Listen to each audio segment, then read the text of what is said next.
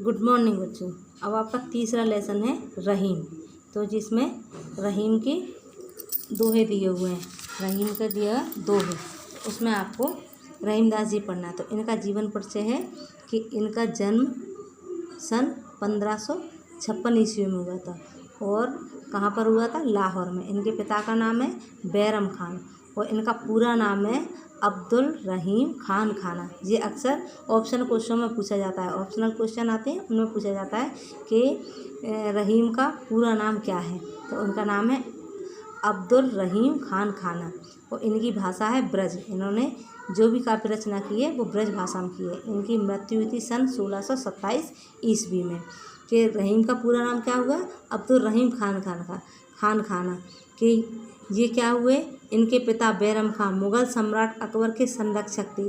तो क्या हुआ? किन्हीं कारणवश अकबर बैरम खान से रुष्ट हो गया था और उसने बैरम खान पर विद्रोह का आरोप लगाकर हज करने के लिए मक्का भेज दिया था। मार्ग में उसके शत्रु मुबारक खान ने उसकी हत्या कर दी, उनके पिता की। बैरम खान की हत्या के पश्चात अकबर ने रहीम और उनकी माता को अपने पास बुला लिया और रहीम की शिक्षा की समुचित व्यवस्था की। किसने करी? अकबर ने। प्रतिभा संपन्न रहीम ने हिंदी, संस्कृत, अरबी, फारसी, तुर्की आदि भाषाओं का अच्छा ज्ञान प्राप्त कर लिया था।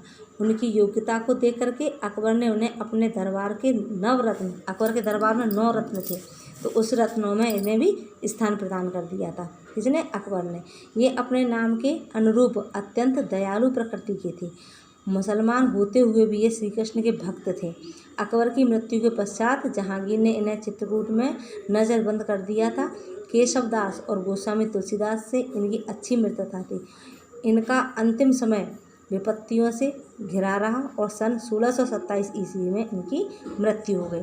और इन्होंने कई काव्य रचनाएँ की हैं, जिसमें है आपकी रहीम की रचना इस प्रकार है: रहीम सतसई, श्रृंगार सतसई, मदनाष्टक, रास पंचाध्यायी, रहीम रत्नावली एवं बरवै नायिका भेद वर्णन। इनकी सबसे प्रसिद्ध रचना है रहीम सतसई और श्रृंगार सतसई। तो ये इनका जीवन परिचय है। तो इसको हम आपको लिख के भेज दें, तो उसे नोट कर लेना और याद करना। अब है इनके दोहे।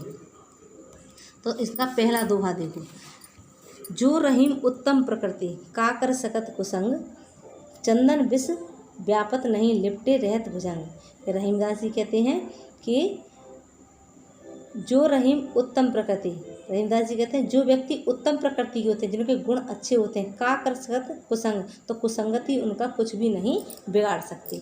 चंदन विष व्यापत नहीं, कि जिस प्रकार से चंदन के वृक्ष पर के लिपटे रहत भुजंग, के भुजंग में सर्प लिपटे रहते हैं, फिर भी अपने विष के प्रभाव को चंदन के वृक्ष पर नहीं छोड़ पाते। अर्थात चंदन का वृक्ष उनके विष को स्वीकार नहीं करता। अर्थात जो व्यक्ति अच्छे गुण, अच्छी प्रकृति के होते हैं, उनका कुसंगति कुछ भी नहीं बिगाड़ सकती।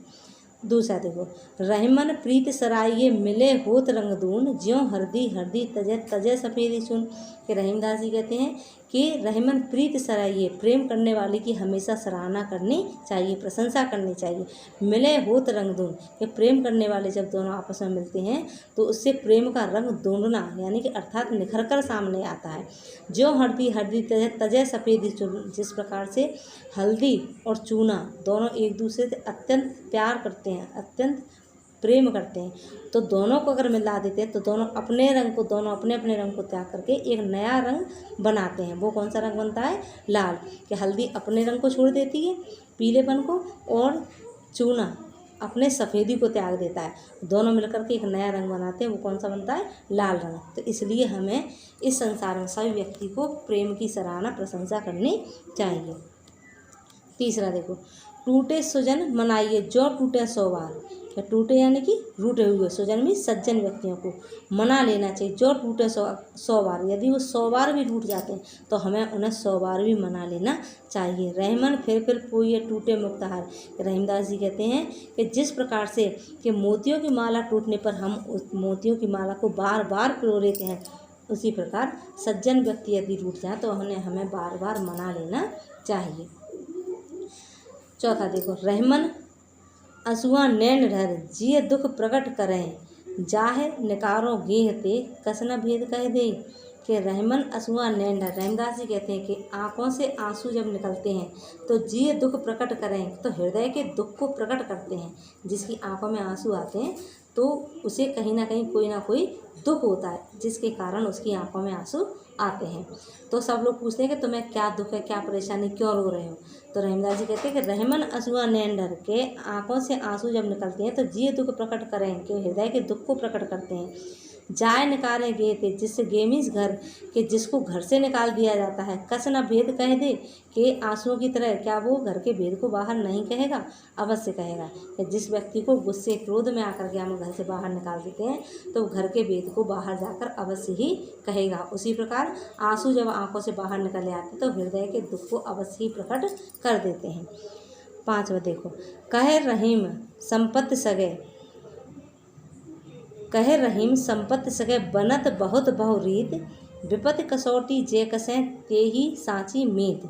कि रहीमदास जी कहते हैं कि संपत्ति सगे बनत बहुत बहुरीत, कि संपत्ति व्यक्ति को बहुत तरीक़ों से कई प्रकार से सगा बना देती है, जिसके पास धन और संपत्ति होती है। विपत्ति कसौटी जे कसे ते ही सांचे मीत, कि लेकिन इस संसार में जो विपत्ति की कसौटी पे खरा उतरता है वही सच्चा मित्र होता है। अर्थात जो धन और दौलत में हमारा साथ देता है वो हमारा सच्चा मित्र नहीं होता, लेकिन जब विपत्ति हमारे ऊपर आती है जो हमारे साथ खड़ा हुआ रहता है वही हमारा सच्चा मित्र होता है। आप लोगों को ये बहुत अच्छे से समझ लेना चाहिए कि जो व्यक्ति, जो मित्र या दोस्त आपका साथ दे रहा है पैसे के कारण, तो वो आपका सच्चा मित्र नहीं है। सच्चा मित्र कौन सा है आपका? जो आपकी विपत्ति में, आपके दुख और कष्ट और परेशानी में साथ खड़ा हुआ है वही आपका सच्चा मित्र होता है। मित्र की पहचान वहीं की जाती है। 6वां देखो, कि जार परे जल जात भय तज मीनन को मोह, रहमन मछली नीर को तऊ न छाड़ा छोड़ दो। बहुत अच्छा है बच्चा ये, कि जाल परे जल जात, जाल के पड़ते ही जल बह जाता है। तज मीनन को मोह, मीन मीन्स मछली, मछलियों के मोह को, प्रेम को त्याग करके जल बहकर चला जाता है। रहमन मछली नीर को तऊ न छाड़ा छोड़। रहीमदास जी कहते हैं लेकिन मछली किससे? नीर से, अर्थात पानी से इतना ज़्यादा प्रेम करती है कि पानी से बाहर निकलते ही अपने प्राणों को त्याग देती है। तो प्रेम करो किसके जैसा? मछली के जैसा, पानी के जैसा नहीं। पानी तो मोह को त्याग करके आगे बह जाता है, लेकिन मछली अपने मोह को त्याग नहीं पाती और उसके बिछड़ने पर अपने प्राणों को त्याग देती है।